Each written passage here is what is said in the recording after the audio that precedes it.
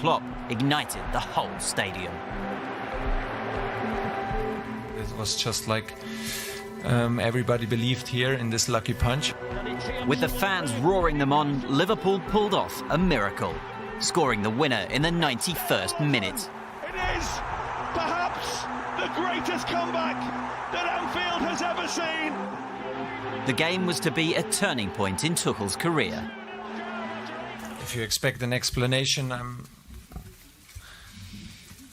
I probably have to disappoint you because, an explanation would mean that things are kind of logical or tactical. But that's football. Sometimes logic counts for nothing, and belief, desire, and team spirit decide games.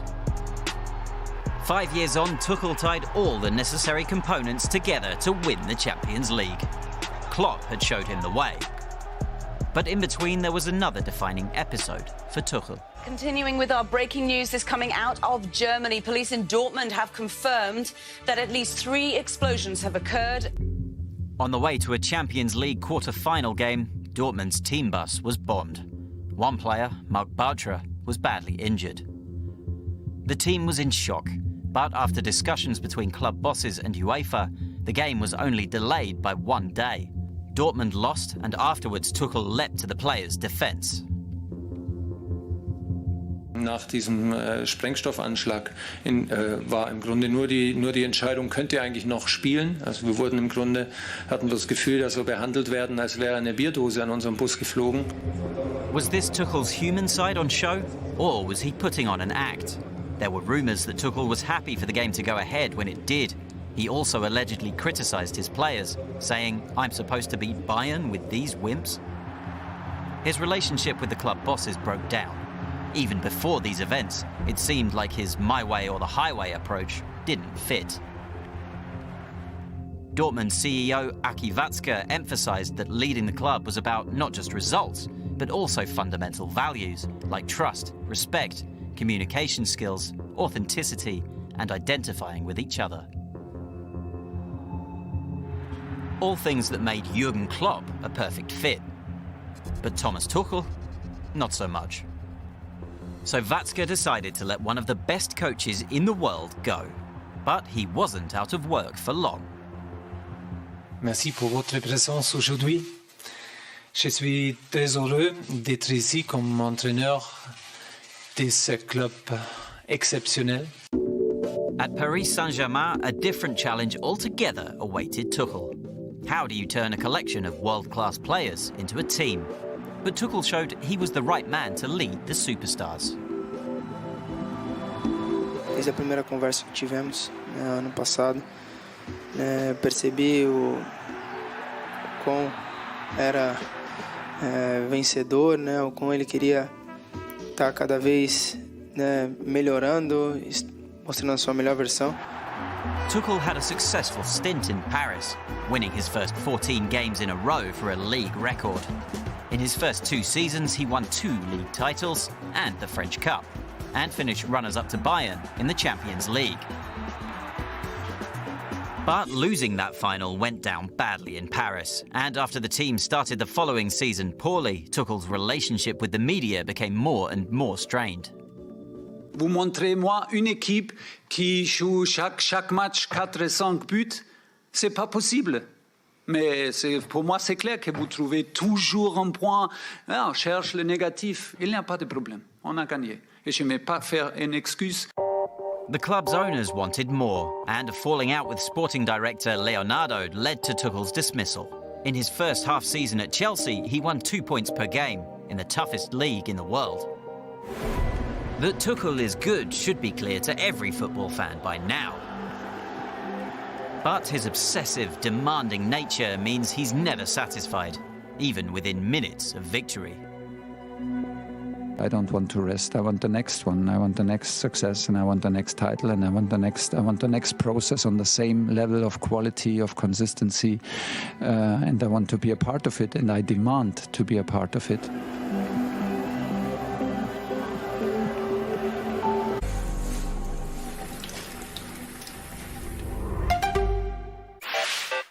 In good shape. Big as a pineapple. pineapple, heavy as a toaster. The human brain.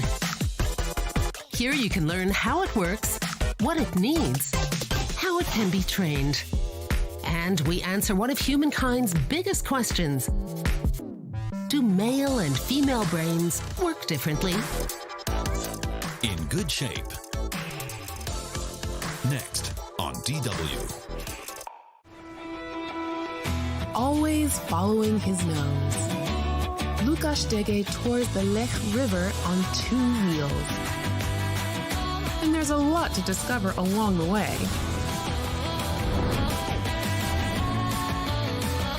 A summer bike tour to mountains, castles, and apple strudel. Check in 60 minutes on DW. What secrets lie behind these walls? Discover new adventures in 360 degrees. And explore fascinating World Heritage sites. DW World Heritage 360. Get the app now.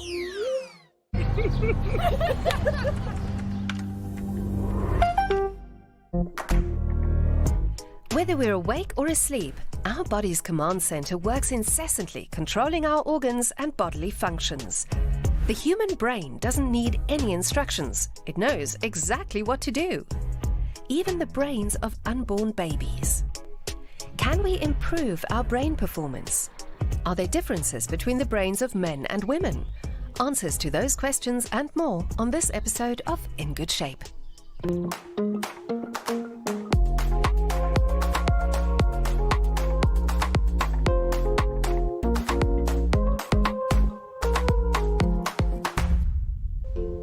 It's the size of a pineapple, weighs as much as a toaster, and looks a bit like a walnut. Our brain. Our brain makes it possible for us to see, hear, walk, sleep, and of course think. All of our memories, wishes, plans, and hopes are hidden within it. The brain is a real energy guzzler. Even though it only makes up around 2% of the body's mass, it uses 20% of the body's energy. The energy is used by nerve cells known as neurons. Every brain has around 86 billion of them, almost as many as there are stars in the Milky Way.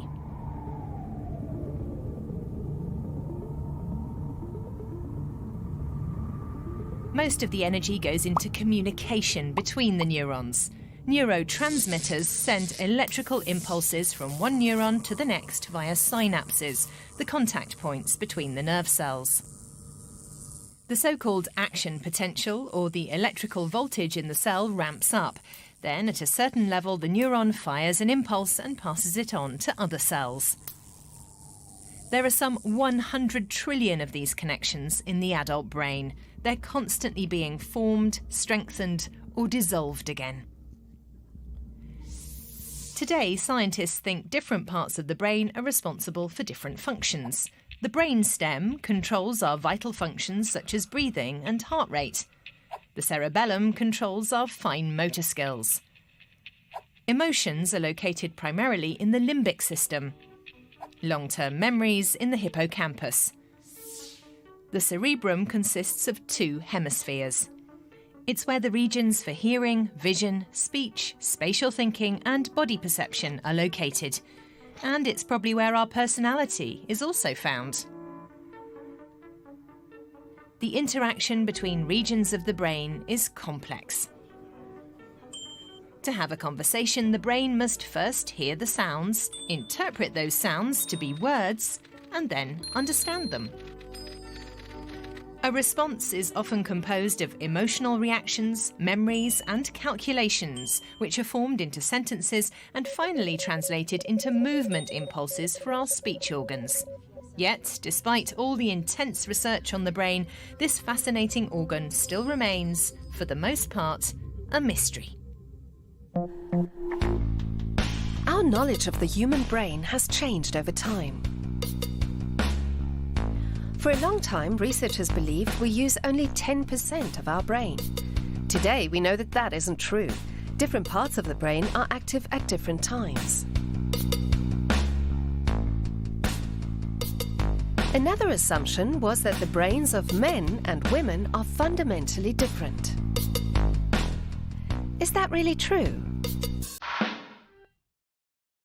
To this day, classic gender roles remain deeply embedded in various cultures. Men are from Mars and women from Venus, so they say. But are they really different at heart? With different abilities? The anatomical disparities between men and women are obvious.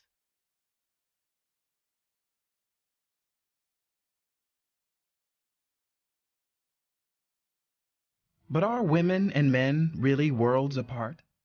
Can modern brain research confirm what we think we know about the sexes?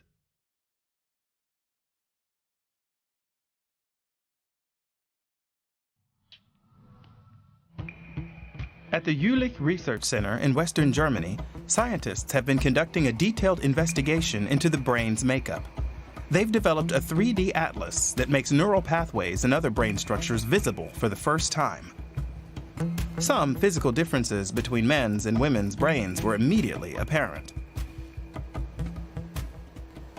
Size was the most striking structural difference. Male brains are bigger than a female's, but that doesn't mean men's brains function better, more quickly, or can do anything better.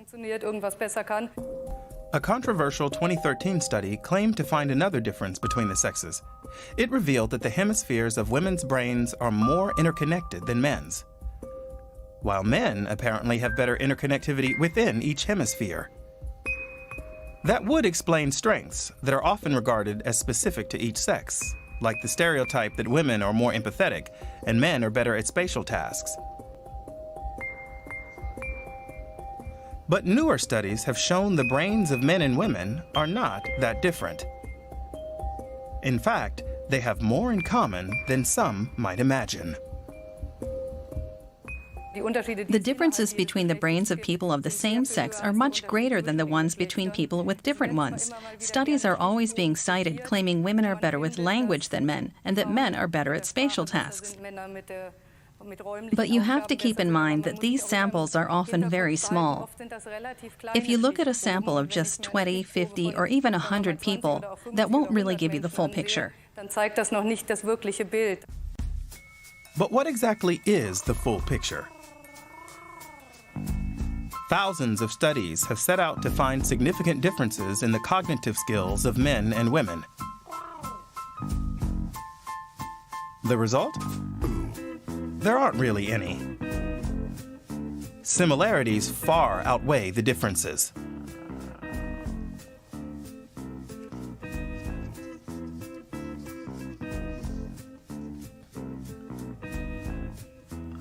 So, do differences in behavior among the sexes come solely from social conditioning?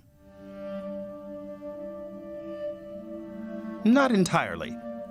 Anatomical differences can be found in the oldest parts of our brainstem. This is the medial preoptic nucleus, a kind of control center that's only a few millimeters in size. The medial preoptic area is bigger in all male mammals than in female ones. In humans, it's twice as large in males.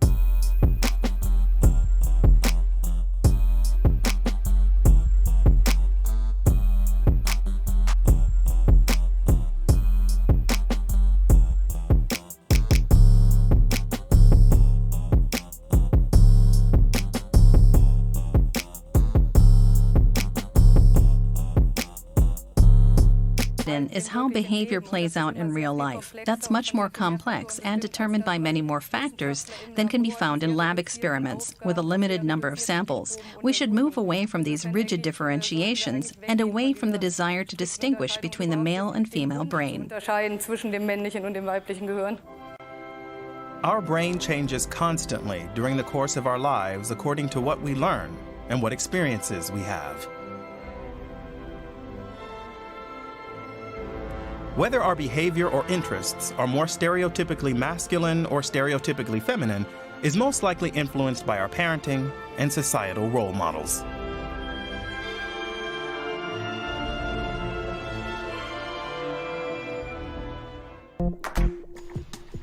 Is it possible to change or train our brains? It is. It's been scientifically proven that with 8 weeks of daily meditation, we can alter our brains. A study found measurable changes in the brain regions associated with memory, sense of self, and empathy. So-called lifestyle biohackers have more self-optimization methods. What if we could not only improve the body and spirit, but optimize them? Biohacking promises just that. Biohacking is all about understanding your own biology and adapting it to your needs. 3 traits are crucial. First, individual responsibility. Individual responsibility means that you take care of your own body and don't just leave it up to your doctor. Second, being physically active. If you take a 2-week trip to the Alps and climb 3,000 meters each day, you're actually biohacking. And third, achieving what's known as the flow state.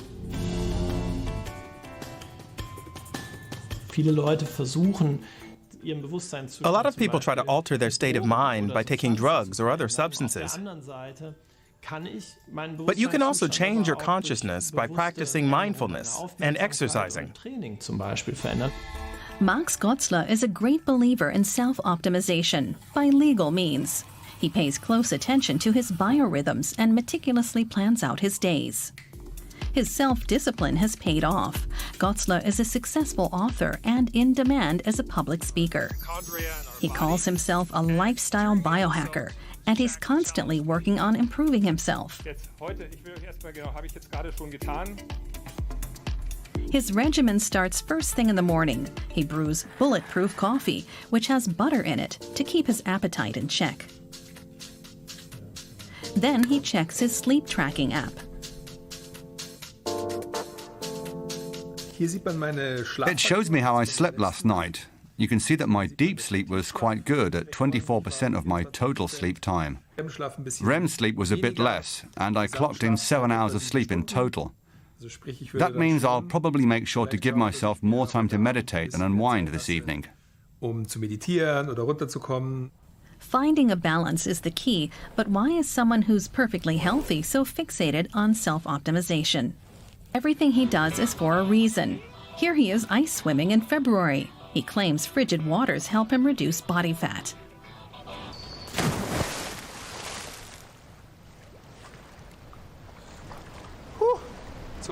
First, the cold shock response kicks in, which causes the body to hyperventilate. I try to consciously calm my breathing to help teach myself stress management, for one thing. And of course, it also activates my metabolism.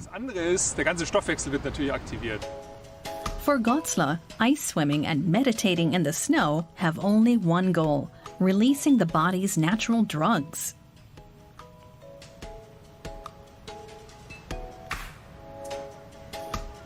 He's also able to experience a flow state in this inflatable tent. Flow is a mental state in which a person is fully immersed in an activity, and they feel great in the process.